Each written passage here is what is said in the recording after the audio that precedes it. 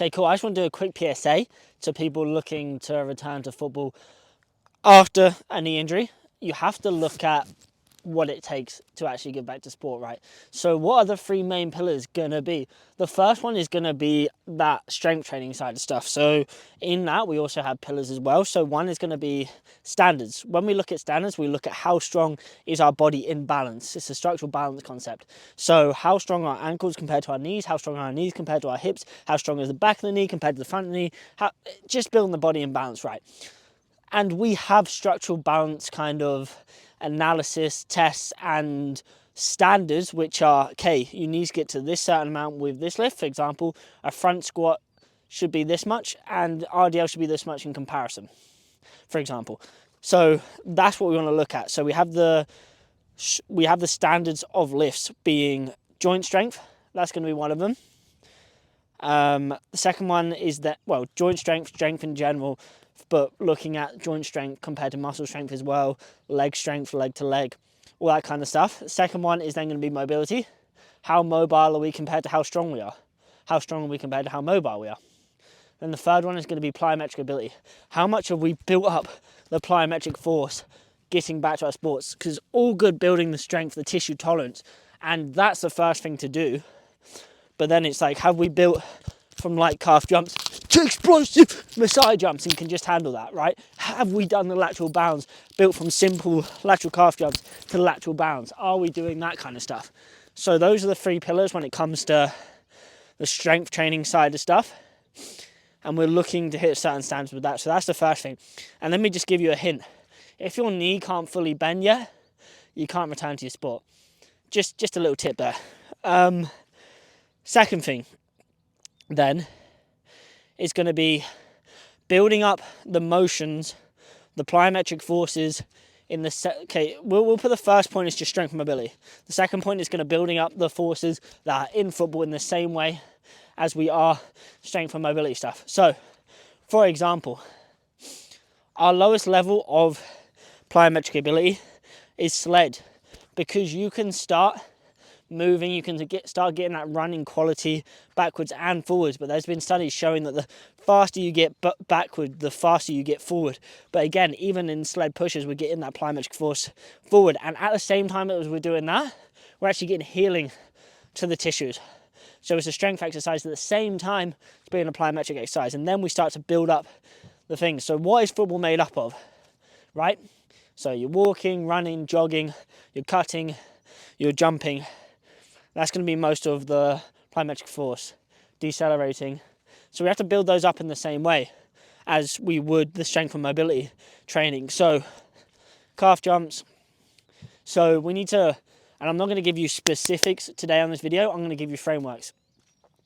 So we need to look at every single one of those. And this is my best tip to you, is like, break down the things that you need to do. So I'm not even talking about the football stuff yet. I'm just talking about what's football made up of outside of the ball.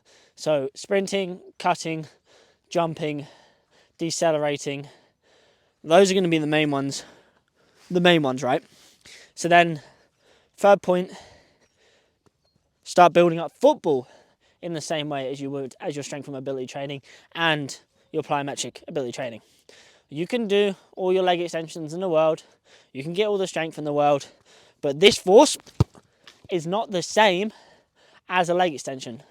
Like, it's not, right? Or a squat or whatever. Even my strength standards, like, it's not the same. We're going to build more tolerance to it by just doing the strength, mobility and plyo stuff. But it's not the same, so we have to build it up, like, and we have to go leg to leg.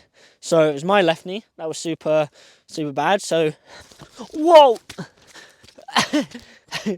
Go in the bloopers. Go in the bloopers. So it was my left knee. Well, what do we do with this now?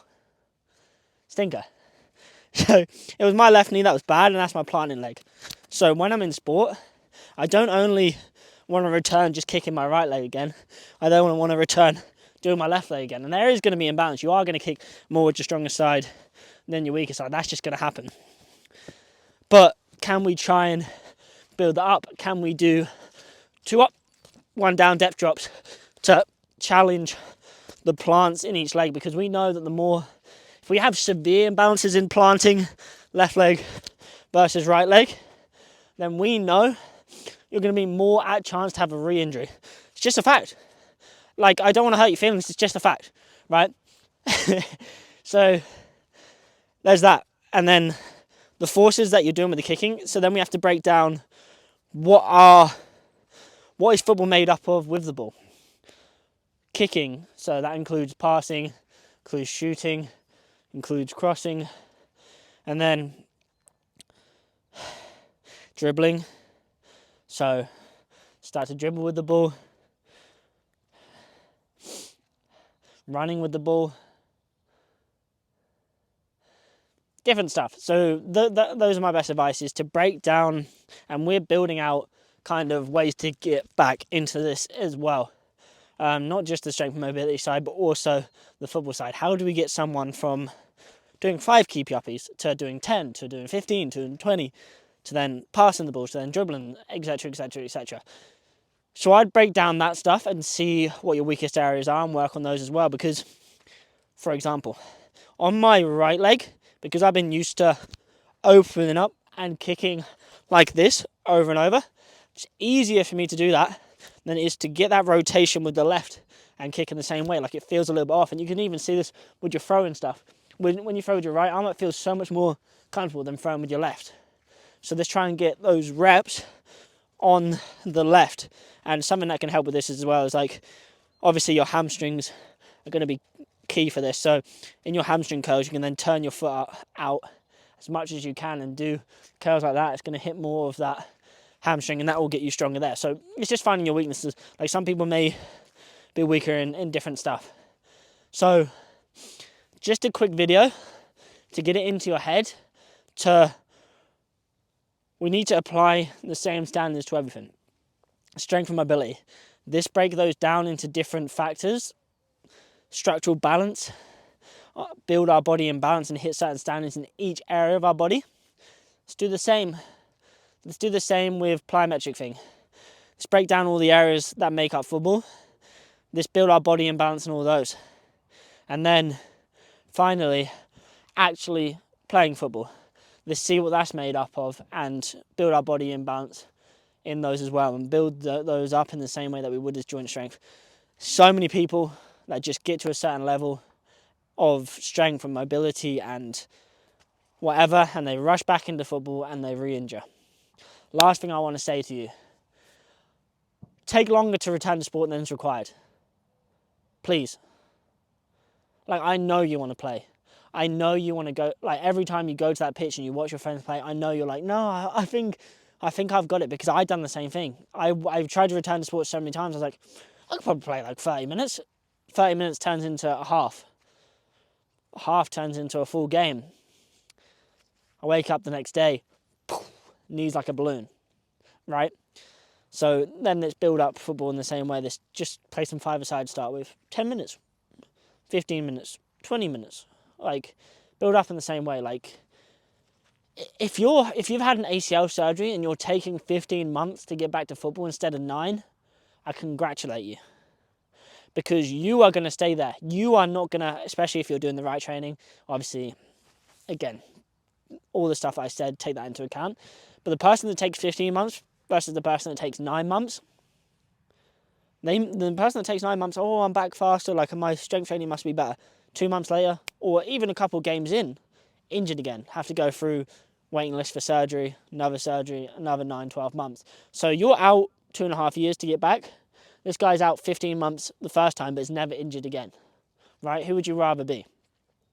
Like, football players especially don't usually get this time to take off their sport and to rebuild their body better than ever, to get more athletic than ever, to get faster than ever.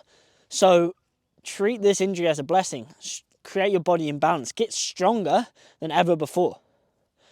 Get more athletic, get faster. So when you come back, people aren't just asking you, oh, you're back, like, what's going on? Like, are you good? Whatever. But you get back and you're actually better than you were before. Like, I've had so many people tell me that with my training, when they go back, they actually feel faster, they feel better, their knee feels better than before, and they're actually getting better. Whereas most of the rehab, you go back and you're like, well, the first few times, like I'm just getting that thing back. I'm just getting that spark back, and it's like it doesn't come back. Well, my spark's like better than ever before, right? So hope that helps. We have application form and top link in the description if you do want our help to get back to football. But yeah, just think about stuff, break stuff down, treat your body in balance, and you'll be good.